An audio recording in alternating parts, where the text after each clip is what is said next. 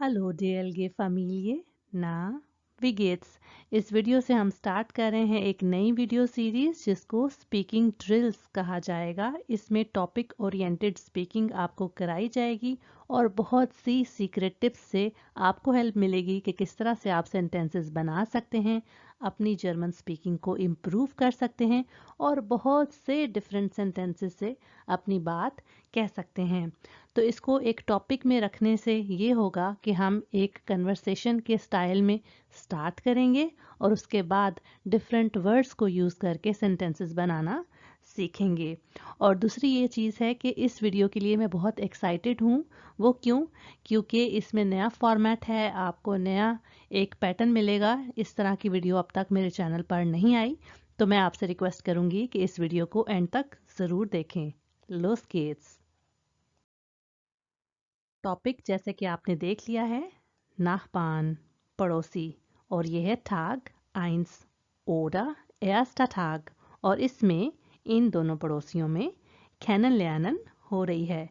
kennenlernen कहते हैं एक दूसरे को जानना, और इस वीडियो में हम टोटल 20 डिफरेंट वर्ब्स कवर करेंगे, जो कि आप ध्यान से सुनिएगा कि किस तरह से उनको हम सेंटेंसेस में यूज़ करते हैं।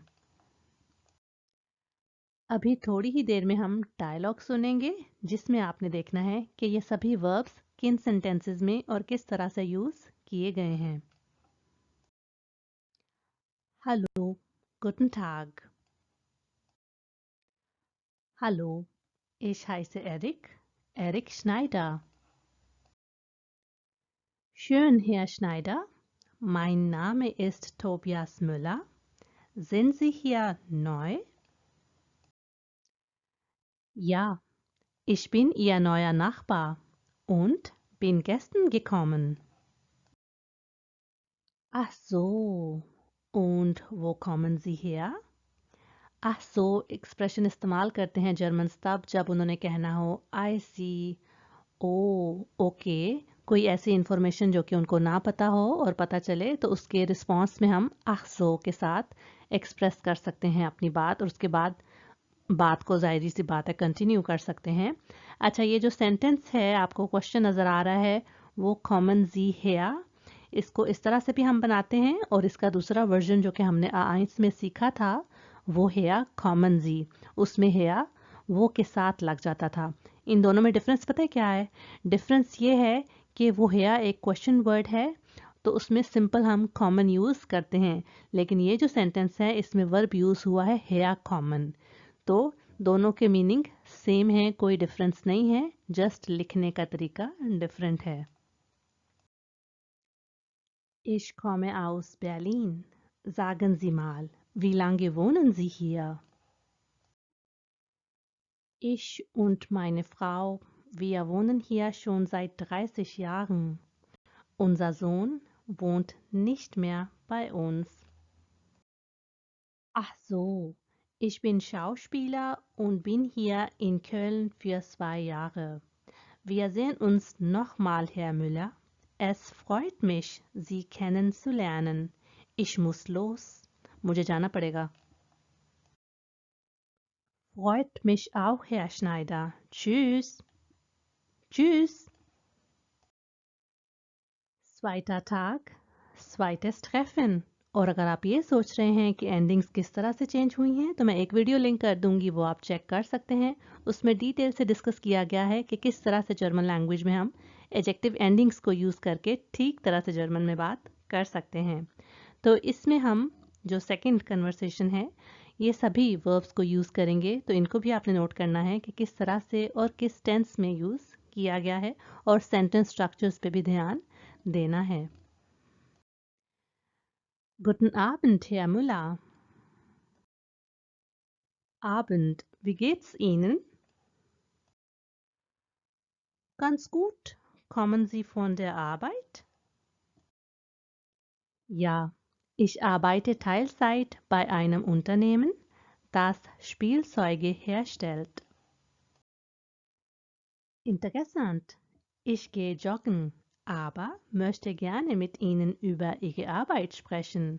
ये नोट कीजिए, यहाँ पर एक ऐसा वर्ब यूज़ हुआ है जो दो डिफरेंट वर्ब से मिलकर बना है, जैसे कि हमने यहाँ पर देखा था joggen gehen। क्या आपको इस तरह के कोई और वर्ब्स आते हैं जो कि दो डिफरेंट वर्ब्स से मिलके बनते हैं? तो मुझसे ज़रूर शेयर कीजिएगा। Jetzt haben Sie mich neugierig gemacht. Wenn ich fragen darf, worum geht es?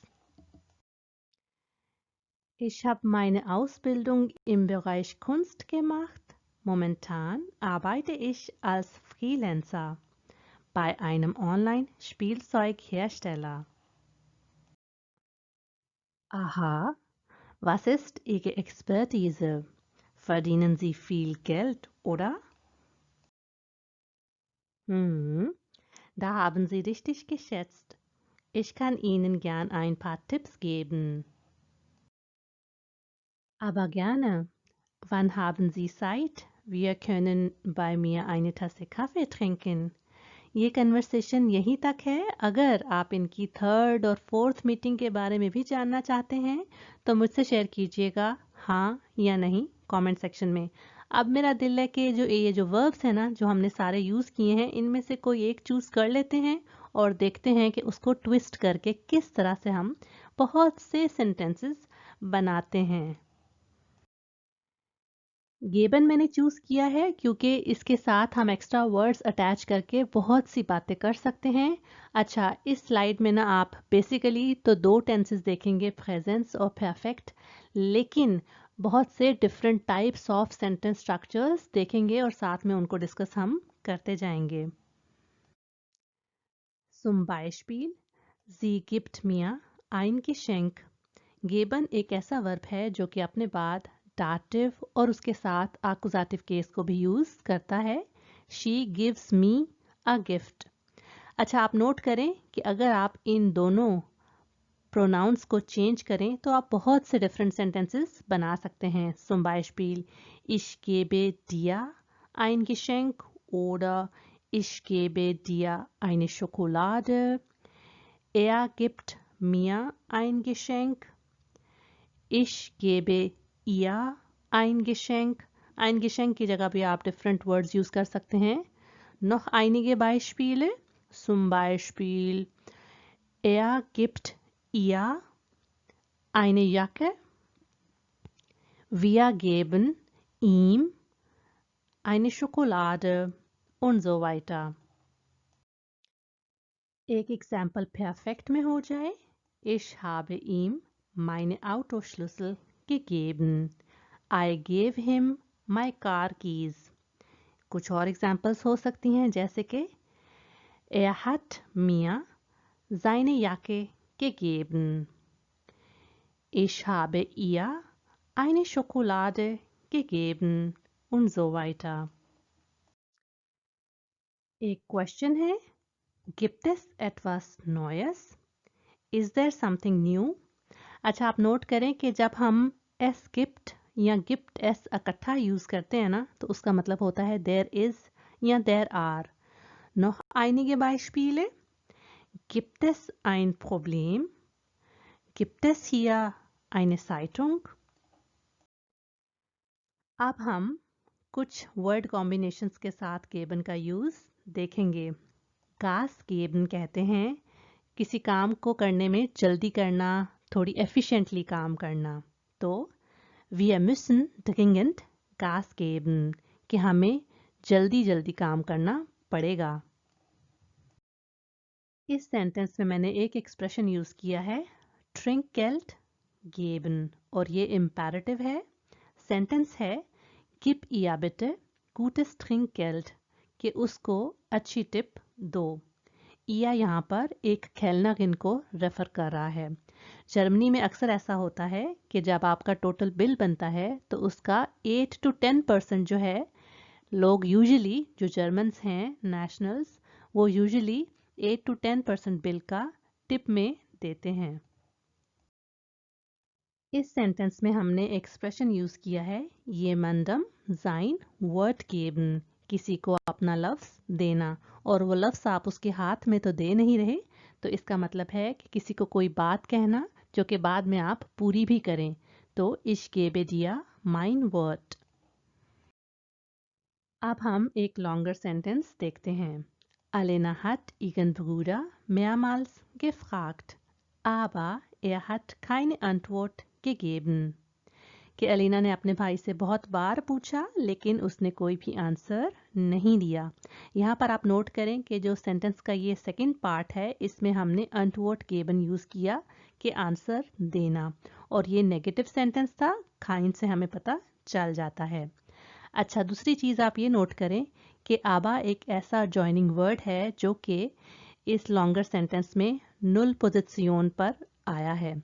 अब नुल पोजिशन का क्या मतलब है? इसका मतलब है कि जब ये एक सेंटेंस में यूज़ होता है तो इसकी पोजीशन कोई भी नहीं मानी जाती, तो उसके बाद हमेशा प्रोनाउन या जो नॉमिनेटिव होता है वो यूज़ होता है और वर्ब अपनी सेकंड पोजीशन पर ही रहता है। तो अगर ये सेंटेंस आप इस तरह से बनाएंगे, आबा hat er keine Antwort gegeben, तो वो रॉन्ग होगा। उसके बाद है जी geben Sie mir bitte Bescheid, wenn Sie noch Fragen haben। यहाँ पर अगेन एक इम्पेरेटिव सेंटेंस यूज हुआ है और Bescheid geben का मतलब होता है टू इन्फॉर्म, कि आप मुझे इन्फॉर्म कर दीजिए अगर आपके अभी भी कोई क्वेश्चंस हैं तो। ये मैं आपसे कह रही हूँ। अरे मैं तो भूल ही गई थी कि मैंने पास्ट में भी एक सेंटेंस बनाया है जो कि जर्मन का तुम है, वो है es gab kein Internet als ich ein Kind war। ये जैसे हमने यहाँ पर देखा था ना, gibt es और es gibt there is, इसी तरह es gab का मतलब होता है there was। तो there was no internet when I was a child।